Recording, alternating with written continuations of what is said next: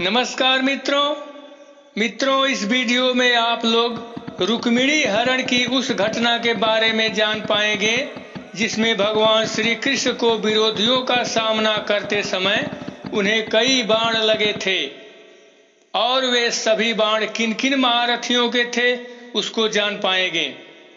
तथा इसके साथ ही आप लोग यह भी जान पाएंगे कि थोड़े से वीर यादवों द्वारा समुद्र के समान विशाल सेना उनके सामने कैसे नतमस्तक हुई।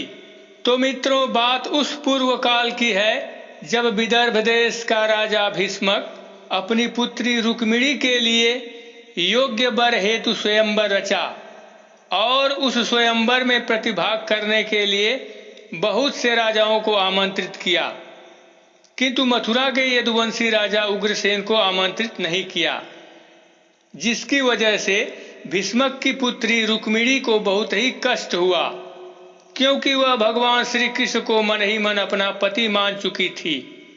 इसके बाद जब इस बात का पता मथुरा के यादवों को चला तो वे अपना अपमान समझकर क्रोध से तिलमिला उठे और श्री कृष्ण बलराम के सहित यह निश्चय किए कि हम लोग भी उस स्वयंवर को देखने जाएंगे।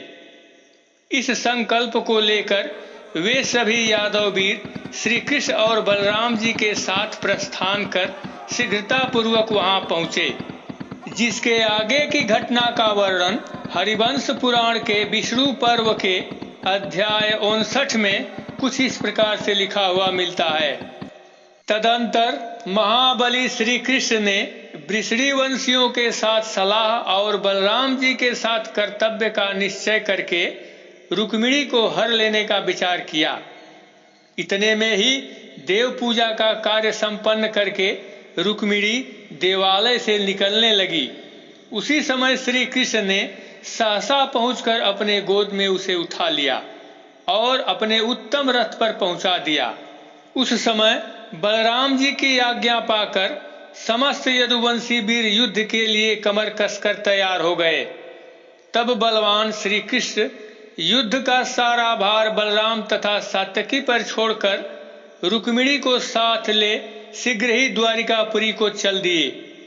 तब इधर घमासान युद्ध छिड़ गया और सभी यादव वीर शत्रु की सेना को और आगे बढ़ने से वहीं पर रोक लिया। रुक्मिणी के भाई रुक्मी को अपने बल का बड़ा घमंड था। उसने अपने साथ आई हुई सारी सेना को एक जगह खड़ी करके द्वैरथ युद्ध करने की इच्छा से स्वयं ही भगवान मधुसूदन पर आक्रमण किया। उसने 64 पौने बाणों से श्री कृष्ण को बिग डाला। तब जनार्दन ने भी 70 बाण मारकर रुक्मी से बदला चुका लिया। महाबली और पराक्रमी श्री कृष्ण ने विजय के लिए प्रयत्नशील रुक्मी के ध्वज को काट डाला तथा उसके सारथी के सिर को धड़ से काट लिया। तब उसे संकट में पड़ा जान दक्षिण दिशा के समस्त राजाओं ने श्री कृष्ण को मार डालने की इच्छा रखते हुए उन्हें चारों ओर से घेर लिया।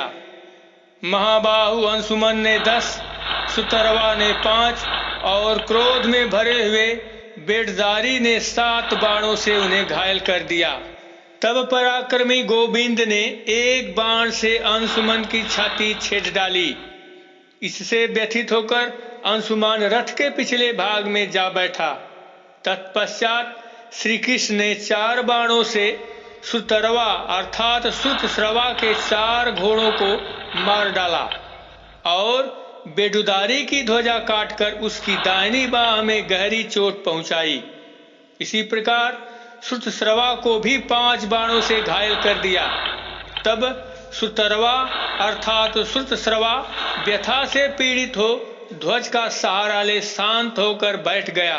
तत्पश्चात कृत कौशिक देश के सभी मुख्य महारथी बाणों की वर्षा करते हुए भगवान श्री कृष्ण पर चढ़ाए।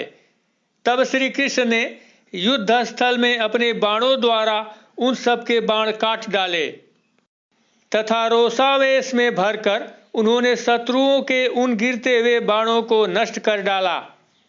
तब अपनी सेना को भागती देख रुक्मी क्रोध के वशीभूत हो गया। उसने 5 तीखे बाणों से श्री कृष्ण की छाती में गहरी चोट पहुंचाई। साथ ही 3 पौने सहायकों से उनके सारथी को भी घायल कर दिया और झुकी हुई गांठ वाले एक बाण से उनके ध्वज पर भी आघात किया। तब रुक्मी को शीघ्रतापूर्वक बाण मारते देख श्री कृष्ण कुपित हो उठे। उन्होंने अपने बाणों से रुक्मी को घायल कर दिया और विजय के लिए प्रयत्नशील हुए रुक्मी के धनुष को भी काट डाला।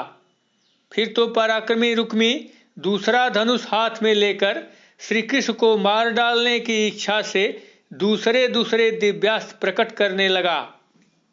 महाबली श्री कृष्ण ने अपने अस्त्रों द्वारा उसके अस्त्रों का निवारण करके पुनः 3 बाणों द्वारा उसके धनुष और रथ के हर्षे को काट डाला। धनुष कट जाने पर रथहीन हुआ पराक्रमी वीर रुक्मी हाथ में ढाल और तलवार लेकर उस टूटे रथ से गरुड़ की भांति कूद पड़ा। युद्ध में आमने सामने आते हुए रुक्मी की तलवार को श्री कृष्ण ने काट डाला और कुपित होकर 3 नार्चों से उसकी छाती छेद डाली। तब संज्ञा शून्य हुआ महाबाहु राजा रुक्मी पृथ्वी को प्रतिध्वनित करता हुआ मूर्छित होकर गिर पड़ा। तदंतर माधव ने पुनः अपने बाणों द्वारा उन सब नरेशों को घायल करना प्रारंभ किया। रुक्मी को धराशायी हुआ देख सब नरेश भाग खड़ा हुए। तब अपने भाई को भूमि पर छटपटाते देख उसके जीवन की इच्छा रखने वाली रुक्मिणी भगवान श्री कृष्ण के पैरों पर गिर पड़ी। तब भगवान श्री कृष्ण ने उसे उठाकर हृदय से लगा लिया और भली भांति सांत्वना दी। फिर रुक्मी को अभय देकर वे अपने पुरी को चले गए। किंतु जाने से पहले यदुवंश शिरोमणि श्री कृष्ण ने रुक्मी से कहा, जाओ रुक्मी, तुम्हारी बहन के कहने पर तुम्हें जीवन दान दिया और अपनी बहन के इस एहसान को कभी मत भूलना और जाकर अपनी राजधानी में कहना, सारे आर्यावर्त में यादवों से लोहा लेने की हिम्मत कोई नहीं कर सकता। इस घटना को रामानंद सागर के सीरियल श्री कृष्णा में भी बहुत ही अच्छे ढंग से प्रस्तुत किया गया है। तो मित्रों, रुक्मिणी हरण की कथा कैसी लगी अवश्य बताइएगा। फिर मिलेंगे एक नए वीडियो के साथ। तब तक के लिए नमस्कार।